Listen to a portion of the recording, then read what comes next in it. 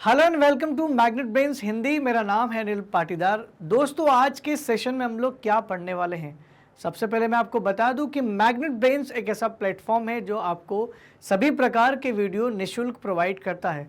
अगर आपको हमारे वीडियो देखने हैं तो आप YouTube पे जा सकते हैं और साथ ही साथ हमारी वेबसाइट को भी फॉलो कर सकते हैं। मैग्नेट ब्रेन्स न YouTube पर और न ही हमारी वेबसाइट पर किसी भी प्रकार की कोई राशि आपसे नहीं मांगता है।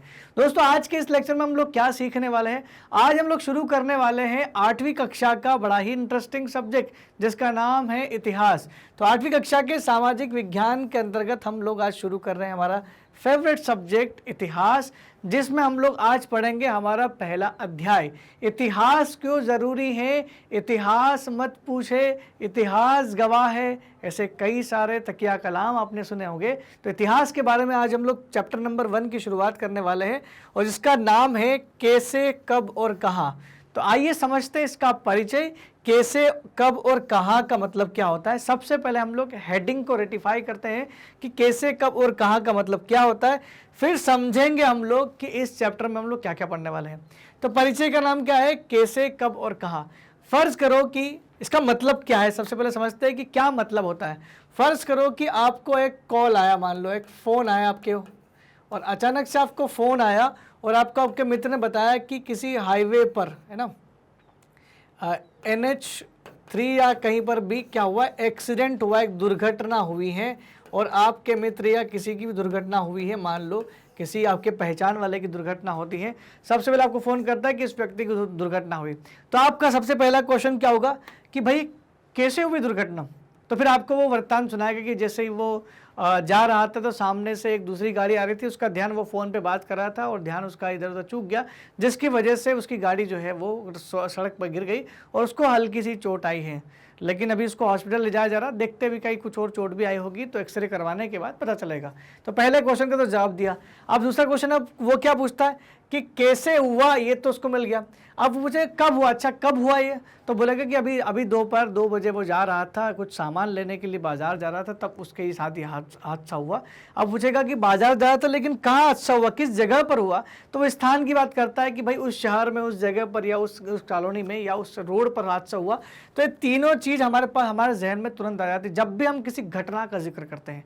तो ये दुर्घटना, तो मैंने एक एग्जाम्पल लिया है, भगवान न करे किसी के साथ ऐसी दुर्घटना हो, सब लोग अपना ध्यान रखें, दुर्घटना से बचे। फर्ज करो हम लोग 1857 की क्रांति की बात कर रहे हैं, 1857 के स्वतंत्रता संग्राम की बात कर रहे हैं, इस संग्राम के बारे में पढ़ते हैं। सबसे पहले हम लोग क्या बात करेंगे, ये संग्राम कैसे हुआ था, क्या कारण था, इसका कारण तो बताएं जरा। तो कारण था चर्बी वाले कारतूस का इस्तेमाल किया गया था, हम लोग ये जानते हैं। तो उस समय मंगल पांडे ने और फिर झांसी की रानी लक्ष्मीबाई और सब लोग ने मिलकर के ये युद्ध किया था। लेकिन कब हुआ था, तो हम बोलते हैं कि भाई ये 1857 में हुआ था। और फिर बोले कहाँ हुआ था, कहाँ से शुरुआत हुई, तो मेरठ से शुरुआत हुई थी, झांसी में हुआ था, कहाँ कहाँ हुआ था। तो किसी भी घटना के, किसी भी ऐतिहासिक घटना के 3 पहलू होते हैं, कैसे, कब और कहाँ। यानी एक तो उस घटना का कारण हमें चाहिए, तो हर एक घटना का कारण बहुत ज़रूरी है। हम इतिहास में इन कारणों की ही चर्चा करने वाले हैं। आप कोई भी चैप्टर पढ़ ले, कोई भी इतिहास की घटना पढ़ ले, आपको कैसे, कारण सबसे पहले समझ में आता है, और घटना का समय ज़रूरी होता है, तारीख, समय या ये सर एक दो में तारीख बहुत ज़रूरी होती है, क्योंकि उस तारीख से हम उस समय का हम लोग पता कर लेंगे।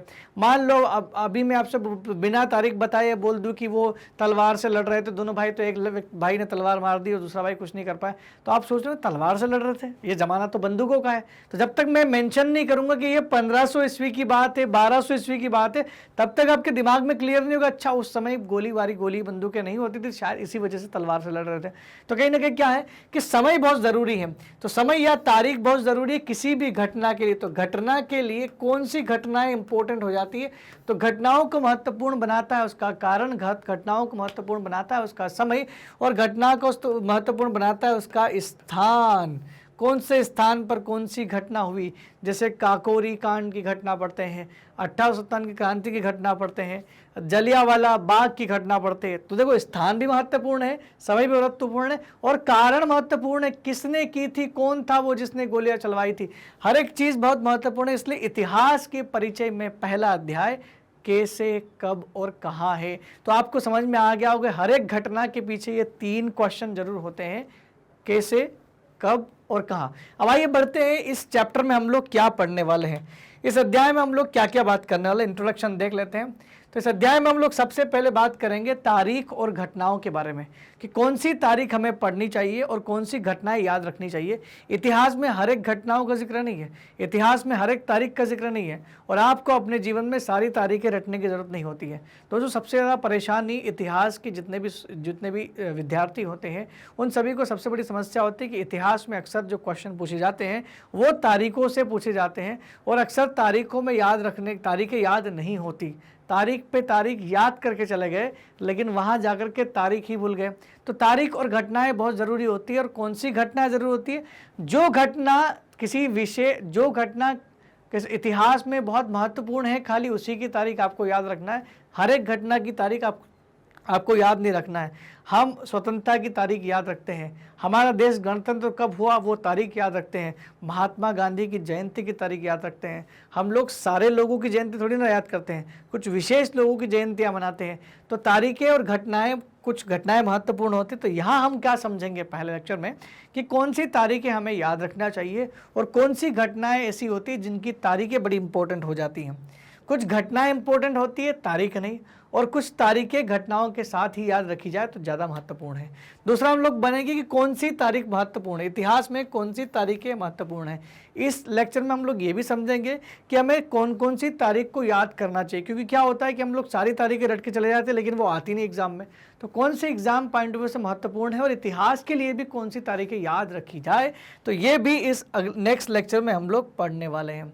फिर बात करेंगे कि अवधियाँ कैसे तरह, इतिहास में जो अवधि होती है, अवधि जैसे हमारे इतिहास, मान लो भारत का इतिहास, तो भारत के इतिहास को हमने अवधि में बांटा हुआ है ना। हमने अवधि में बांट दिया। कैसे बांट दिया? हमने संस्कृति के हिसाब से और जो कल्चर है हमारा उसके हिसाब से, और जो हमारी विकास था उसके हिसाब से 3 भाग में बांट दिया। एक था हमारा प्राचीन इतिहास, बहुत पुराना था।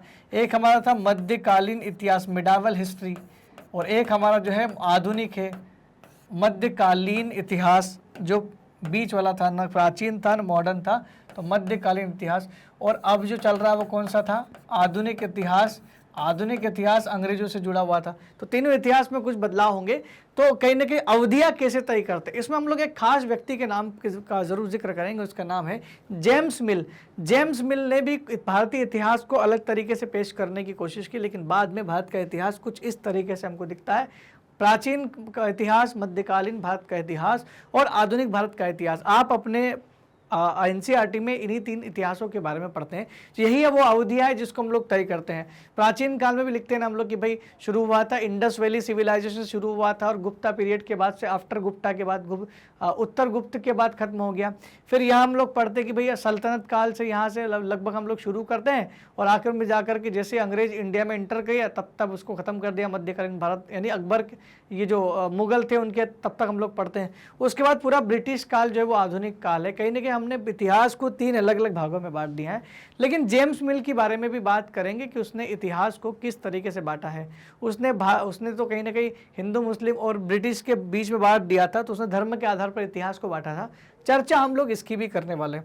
अगले लेक्चर में हम लोग चर्चा करेंगे औपनिवेशिक क्या होता है, औपनिवेशवाद क्या होता है, कि कोई गुलाम देश है, कोई किसी देश को किसी दूसरे देश में गुलाम करके रखा हुआ है, तो उस देश के पास उस देश के लिए क्या क्या राइट्स हो जाते हैं।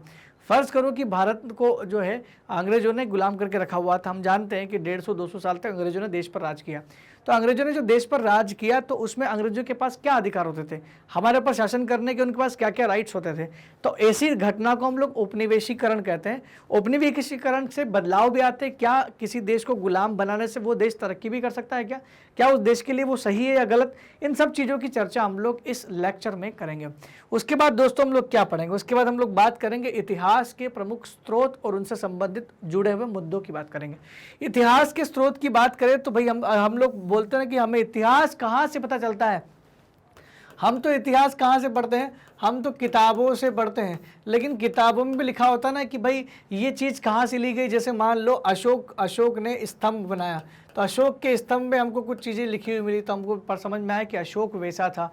पुराने समय में जो लोग लिखते थे, जो शिलालेख होती थी, जो चट्टानों पर लिखते थे, शिलालेख लिखते थे, अभिलेख लिखते थे। तो शिलालेख हो या अभिलेख हो, इनसे हमें जानकारियाँ मिलती थी इतिहास की। तो इतिहास के स्रोत क्या क्या है, ये सारे ही स्रोत इतिहास के हैं। तो हम लोग इस लेक्चर में ये पढ़ने वाले हैं कि हमें इतिहास की जानकारी अगर प्राप्त होती है तो वो कहाँ कहाँ से प्राप्त होती है। कुछ किताबों से प्राप्त होती है, कुछ स्मृतियों से प्राप्त होती है। बहुत सारे इतिहासकार इस देश में रहे हैं जिन्होंने समय समय पर कुछ राजाओं की गाथाएं लिखी हैं। बहुत सारे ऐसे राजाएं रहे हैं जिन्हें अपनी गाथा खुद जो है शिलालेखों पर गुदवाई है, लिखवाई है। अगर आप सांची स्तूप देखने जाते हो तो वहाँ पर बहुत सारी जानकारी आपको फोटो के माध्यम से मिल जाएगी। उन फोटो को देख करके आपको उस समय के समाज के बारे में जरूर समझ में आ जाएगा।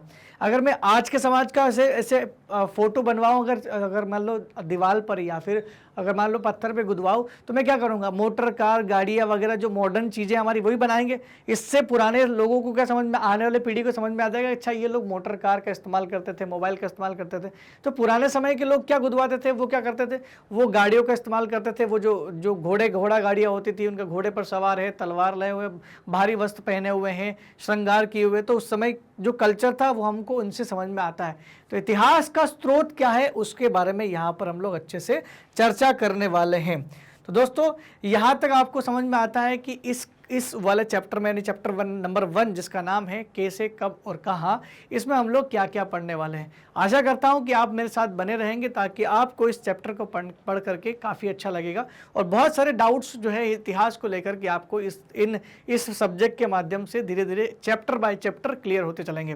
दोस्तों अगर आपको हमारे वीडियो सीक्वेंस में यूट्यूब पे नहीं मिल रहे तो घबराने की कोई ज़रूरत नहीं है, क्योंकि मैग्नेट ब्रेन्स आप लोगों के लिए लेकर के आया है एक दूसरा विकल्प जिसका नाम है magnetbrains.com। ये हमारी वेबसाइट है, यहाँ पर आप जाकर के विजिट कर सकते हैं। जैसे आप magnetbrains.com पर जाएंगे, आप वहाँ पर क्या देखेंगे, आप वहाँ पर देखेंगे कि India's number 1 100% free online educational platform, यानी ये प्लेटफॉर्म आपको 100% फ्री चीज़ प्रोवाइड करता है। यहाँ पर भी आपसे किसी भी प्रकार का कोई पैसा नहीं मांगा जाएगा।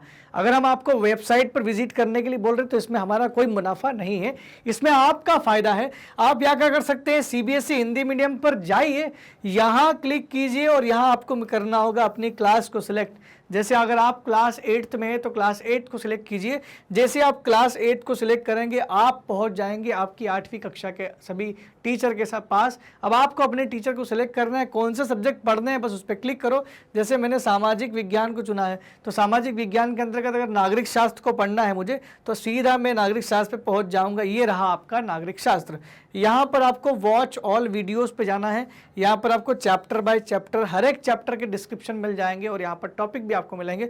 बस आपको करना क्या है, किसी भी टॉपिक पर क्लिक करो और सीधे पहुंच जाओ वीडियो पर। अब आपको वीडियो चलना शुरू हो जाएगा और आप आसानी से अपने नोट्स बना सकते हैं और आपको जो दुविधा यूट्यूब पर सिक्वेंसली ढूंढने में हो रही थी वो यहाँ नहीं होगी। दोस्तों मैग्नेट ब्रेन्स आप लोगों के लिए लेकर के आया है 100% मुख्य शिक्षा जो क्लास 6 से क्लास 12वीं तक के सभी विद्यार्थियों के लिए दी जाती है। दोस्तों अगर आपको हमारे वीडियो बहुत अच्छे लग रहे हैं तो कृपया कमेंट सेक्शन में लिख करके जरूर बताएं। साथ ही साथ हमारे वीडियो को और हमारे चैनल को लाइक, शेयर और सब्सक्राइब करना बिल्कुल भी ना भूलें। तब तक के लिए दोस्तों धन्यवाद, थैंक यू वेरी मच।